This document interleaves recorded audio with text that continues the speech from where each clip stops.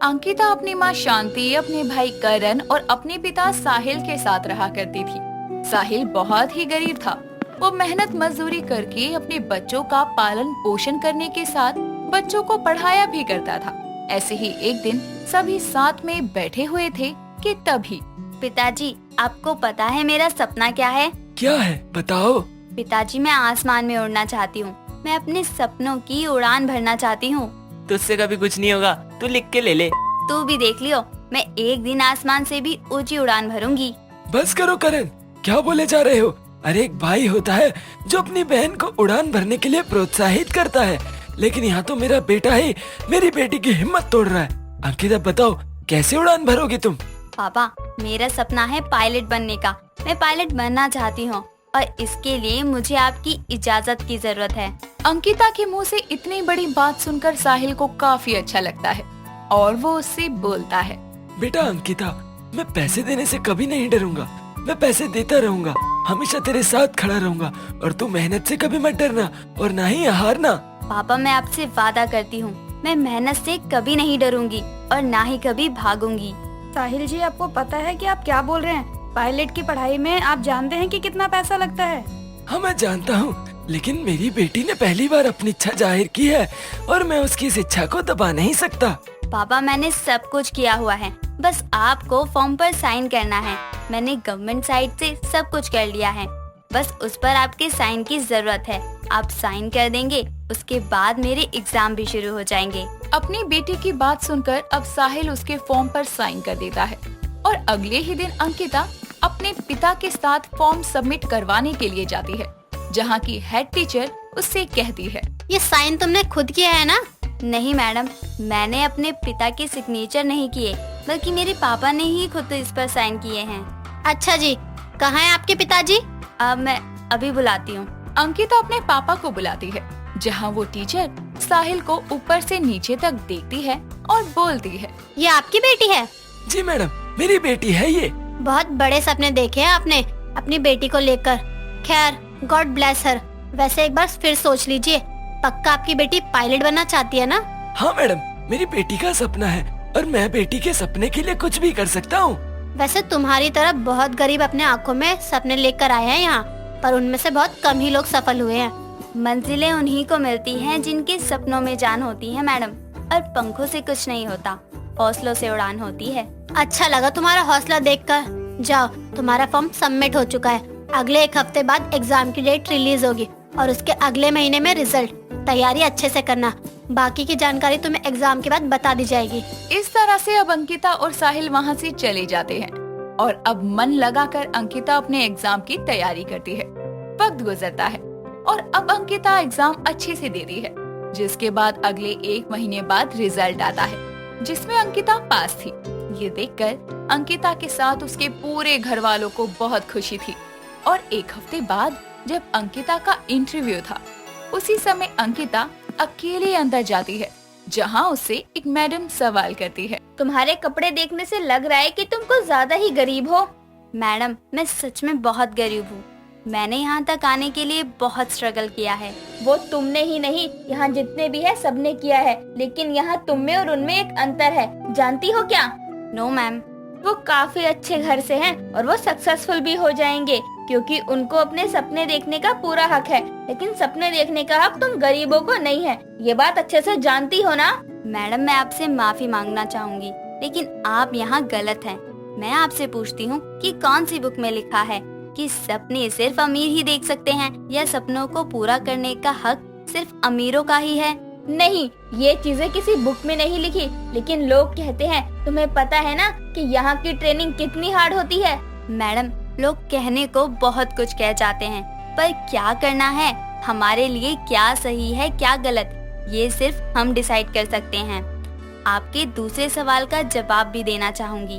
मैं मानती हूँ कि यहाँ की ट्रेनिंग काफी मुश्किल होती है, लेकिन मैं मेहनत करने से नहीं डरती हूँ। मुझे नहीं लगता कि तुम कर पाओगी। अंकिता चुप हो जाती है। ये देखकर मैडम बोलती है, तुमसे नहीं होगा, इम्पॉसिबल है तुम्हारे लिए। नहीं मैडम, ये इम्पॉसिबल नहीं है, और मैं आपको बताना चाहूँगी कि इम्पॉसिबल में भी इम्पॉसिबल खुद से कहता है, आई एम पॉसिबल। उसकी इस बात से वहाँ सभी लोग जोरदार तालियां बजाने लगते हैं। उसके इस हौसले को देखकर अब टीचर भी काफी खुश हो जाती है, लेकिन फिर भी वो उसको जताती नहीं है कि वो उसके जवाब से खुश है। लेकिन तुम गरीब हो, तुम्हारे पिताजी कहाँ से लाएंगे इतनी हिम्मत जब वो अपनी बेटी को टूटता हुआ देखेंगे। और तुम तो गवार लगती हो, तुम्हें तो इंग्लिश भी नहीं आती। ट्रेनिंग पर तो सभी तुमसे इंग्लिश में ही बात करेंगे।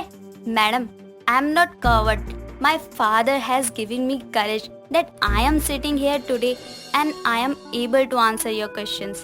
I promise that I will neither let break my father's courage nor your hope, ma'am. Congratulations, तुम सिलेक्ट हो।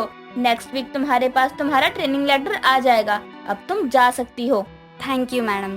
इस तरह से अब अंकिता बाहर जाती है और रोते हुए अपने पापा को सारी बात बताती है। ये सुनकर साहिल की आंखों में आंसू आ जाते हैं और वो अपने पिता से बोलती है, पापा, अभी ये आंसू नहीं, बस एक स्टेप और। अगर उसमें मैं पास हो गई ना, तो यानी आपकी बेटी आसमान को छू लेगी। लेकिन अभी इन आंसुओं को बचा कर रखिए। ऐसे ही अब एक हफ्ता और निकल जाता है और ट्रेनिंग लेटर अंकिता के पास आता है, जिसके बाद अंकिता ट्रेनिंग पर जाती है, पर उसको तो वहाँ कोई रहने के लिए बेड ही नहीं दे रहा था। तब अंकिता बोलती है, ये आप लोग क्या कर रहे हैं? मुझे मेरे बेड तक जाने क्यों नहीं दे रहे? क्यों, यहाँ के बेड्स को तेरे बापूजी ने फिक्स किया है, जो तुझे बेड चाहिए। देखिए, यहाँ पर मेरा सिलेक्शन हुआ है और आप जहाँ बैठी हैं वो मेरा ही बेड है, तो प्लीज। दोस्तों, इस भिखारन को इसका बेड दे दे क्या? चल, तुझ पर मैं तरस खाकर तुझे ये बेड दे ही देती हूँ। सभी आपस में अंकिता का मजाक बना ही रहे थे कि तभी वहाँ पर इंचार्ज आती है और उन्हें डांटकर वहाँ से चली जाती है और अब सभी लोग सो जाते हैं। अगली सुबह जब हेड सर आते हैं, तब वो अंकिता को देखकर बोलते हैं, तुम नई हो राइट? यस सर, मैं अभी कल ही आई हूँ। देखने से तो गरीब घर से लगती हो, तुम यहाँ कैसे आ सकती हो? सर, मेरा सपना है पायलट बनने का। तुम्हें किसी ने बताया नहीं कि गरीबों को सपने देखने का अधिकार नहीं होता? खैर, तुमने सपना देख भी लिया तो तुम अपने सपने को साकार कैसे कर पाओगी? सपने वो नहीं होते जो आप सोने के बाद देखते हैं, सपने तो वो होते हैं जो आप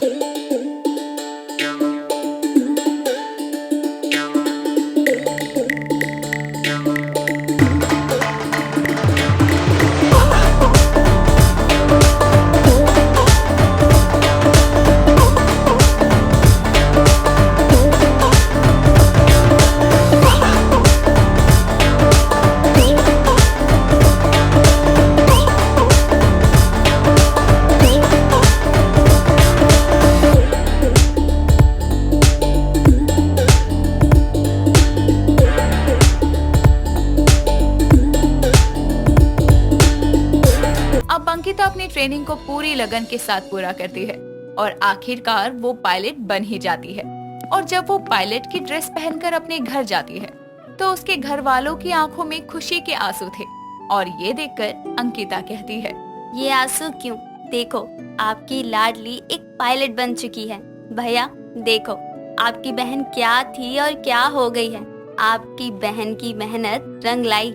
हाँ बहन, तूने साबित कर दिया कि गरीब भी अपनी उड़ान भर सकता है। इतना बोलकर अब अंकिता सभी के गले से लग जाती है। अनामिका एक ब्राह्मण परिवार से थी और उसके घर में शराब और गुटखा इत्यादि किसी चीज का सेवन नहीं किया जाता था। वो इन सब चीजों से बहुत नफरत किया करती थी।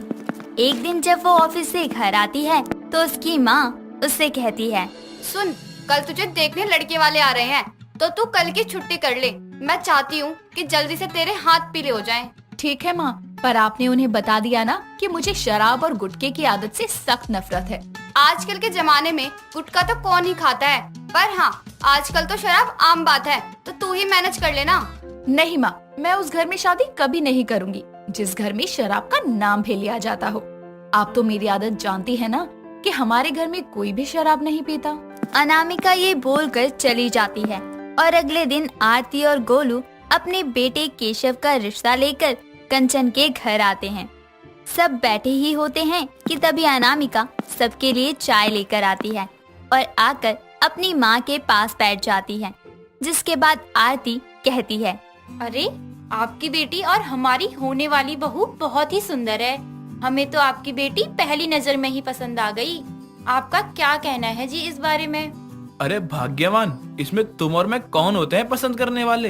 ये तो हमारा बेटा और अनामिका बेटी बताएंगी कि ये दोनों एक दूसरे को पसंद करते हैं या नहीं। बताओ केशव बेटा, कैसी लगी अनामिका बेटी? जी मुझे ये रिश्ता मंजूर है, बस अनामिका जी बता दे तो अच्छा रहेगा। जी केशव जी, मुझे भी आप पसंद है। बस मुझे ये बता दीजिए, आपको शराब पीने की आदत तो नहीं है ना? मुझे शराब और शराबियों से सख्त नफरत है। जी वो मैं अरे बेटी, कैसी बात कर दी? मेरे घर में तो कोई शराब को हाथ भी नहीं लगाता। ये भाग्यवान क्या कर रही है? यहाँ झूठ क्यों बोल रही है कि हमारे घर पे कोई शराब नहीं पीता, जबकि बेटा और मैं दोनों शराब पीते हैं। आरती झूठ बोलकर अपने बेटे का रिश्ता पक्का करवा देती है, क्योंकि उसको अनामिका बहुत पसंद आ गई थी। जिसके बाद अनामिका की शादी जल्द ही केशव से हो जाती है और अनामिका उसके घर में बहू बनकर आ जाती है।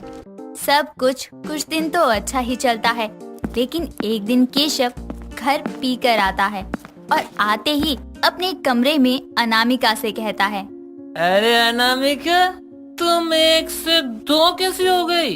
या तुम 1 नहीं झेली जाती और अब तो 2 हो गई हो। कोई बात नहीं, मैं मैनेज कर लूंगा। अब क्या करे, शादी की है तुमसे तो झेलना तो पड़ेगा ना। शादी नहीं, शादी होता है। और ये क्या बात आ रही है? आप पीकर आए हो क्या?